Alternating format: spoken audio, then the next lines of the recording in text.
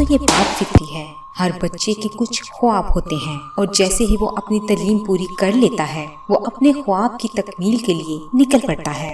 और ऐसे ही अमेरिकी लड़की जिसका नाम जूलियन था, उसने सोच लिया था कि उसे अपनी जिंदगी में क्या करना है। जूलियन अपनी तालीम मुकम्मल करने के बाद अपनी करियर का फैसला कर लिया, लेकिन वो इस बात के बारे में नहीं जानती थी कि आगे जाकर उसे ये फैसला किस कदर महंगा पड़ सकता है।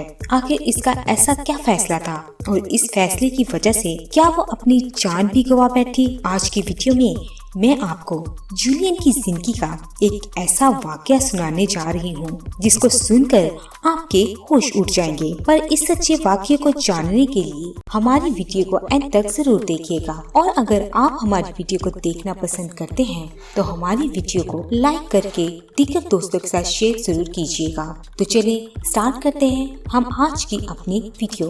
दोस्तों, जूलियन पेरू के शहर लीमा में पढ़ती थी और फिर 14 बरस की उम्र में जूलियन अपने वालिदैन के पास पेरू के जंगलात में चली गई। जूलियन 2 साल तक वहाँ वालिदैन के साथ रही और इस दौरान ही उसको जंगल और जंगली जानवरों को करीब से देखने का मौका मिला। इस दौरान इसने जंगल के बारे में बहुत कुछ सीखा जो आगे जाकर इसके काम आया, जो बाद में इसकी जिंदगी बचाने के भी काम आया। जूलियन जल्दी अपनी तालीम पूरी करने के लिए फिर से शहर में लौट आई। जूलियन का ज्यादातर वक्त अपनी माँ के साथ ही गुजरता था क्योंकि इसकी वालदा भी इसके साथ आ गई।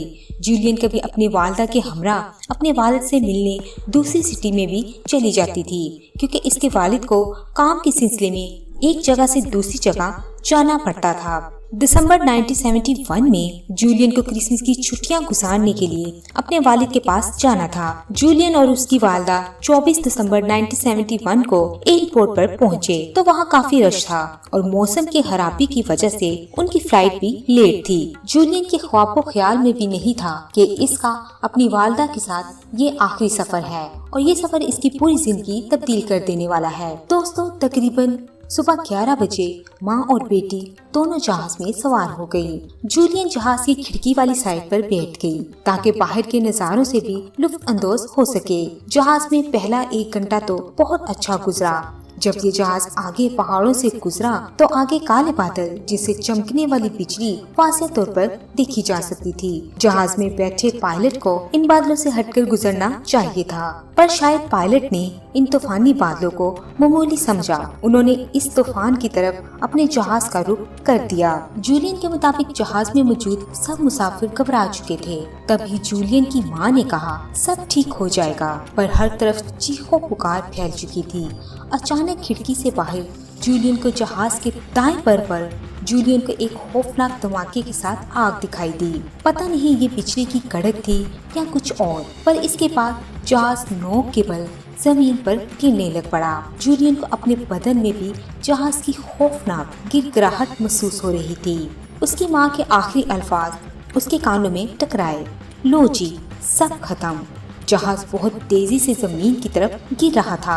इस जहाज का अब मुस्तकबिल हो चुका था कि फ्लाइट 508 क्रैश कर गई होगी। जूलियन 10,000 फुट की बुलंदी से गिरते हुए सीट बेल्ट के जरिए अपनी सीट से इतनी जोर से बंधी हुई थी कि उसका सांस रुक रहा था। अब जहाज पूरी तरह तबाह हो चुका था और जूलियन बेहोश हो चुकी थी। उसे जब होश आया तो वो अभी भी जमीन की तरफ गिर रही थी और नीचे पेरू का पेरूनी जंगल नजर आ रहा था जो हर गुजरते वक्त के साथ नजदीक होता जा रहा था। इसके दोबारा बेहोश होने से कबल उसे ये सब ख्वाब लग रहा था। जब जूलियन को दोबारा होश आया तो वह जंगल के फर्श पर पड़ी हुई थी। उसकी सीट बेल्ट खुल चुकी थी। वो अपनी सीट के पीछे छुप गई। वो पानी और कारे से भर चुकी थी। जूलियन में हिलने की भी ताकत नहीं थी और वो फिर से बेहोश हो गई। दूसरी सुबह जब इसकी आंख खुली तो इसके जिस्म पर बहुत से जख्म हो चुके थे। जख्मों की दर्द बर्दाश्त करते हुए उठी और चलने लग पड़ी। जूलियन ने पतले कपड़े पहने हुए थे और इसके पाँव में एक जूता था और एक में नहीं था। अगरचे जूलियन को दूसरी जिंदगी मिल चुकी थी, लेकिन अमेज़न की जंगलात में उसकी मुश्किल वक्त की शुरुआत हो चुकी थी। चूँकि जूलियन के वालिदैन के हमरा जंगलात में काफी वक्त गुजारा था और वह जंगल के मुतल्लिक हकाइक को जानती थी, इसलिए वह थोड़ी कम खौफजदा थी। इस जहाज ने बकाबा के एयरपोर्ट पर 12:47 पर पहुंचना था, लेकिन घंटों गुजर जाने के बाद भी एयरपोर्ट पर किसी को भी इस जहाज के मतलब कोई इत्तला हासिल न हो सकी। जहाज को ढूंढने के लिए बहुत से हेलीकॉप्टर भेज दिए गए। जहाज जो कि टुकड़ों में टूटकर जंगल में गिरा था, इसलिए इसको ढूंढना मुश्किल था और सोने पर सुहागा के बारिश भी हो रही थी, इसलिए अगर आग भी लगी होगी तो वो भी बारिश से बुझ चुकी होगी।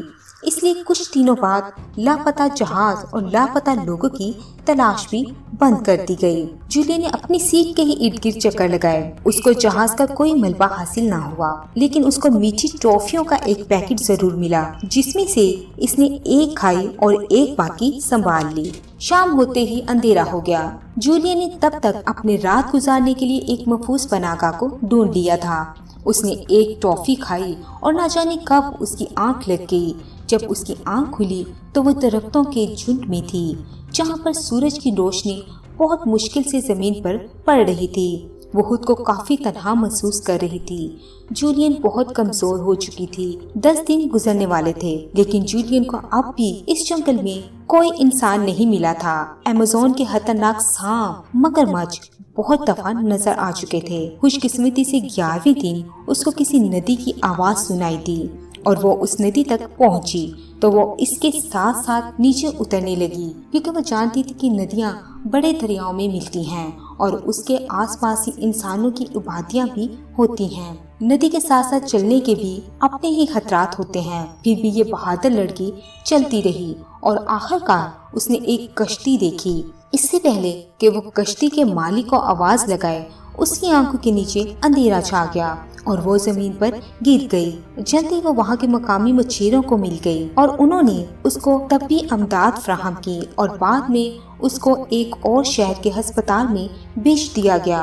और जब जूलियन होश में आई तो अपना सारा किस्सा सुनाया और जब उसके वालिद को फोन करके बताया गया तो उसकी खुशी की इंतहा न रही। उसके वालिद जल्दी ही अस्पताल आ गए और अपनी बेटी की सेहत की दुआएं करने लग गए। जल्दी जूलियन सेहतमंद हो गई और उसे अस्पताल से फारिग कर दिया गया और यूं जूलियन 10,000 फीट बुलंदी से गिरने के बाद तकरीबन 12 दिन तक जंगल में अकेले रहने के बाद जिंदा अपने घर लौट गई, जो कि एक नाकाबिले यकीन वाकया है। 1971 में पेश आने वाला वाकया दुनिया में इस कदर मशहूर हुआ कि 1974 में इस पर एक फिल्म भी बनाई गई थी, जिसका नाम मिरेकल स्टिल हैपन रखा गया।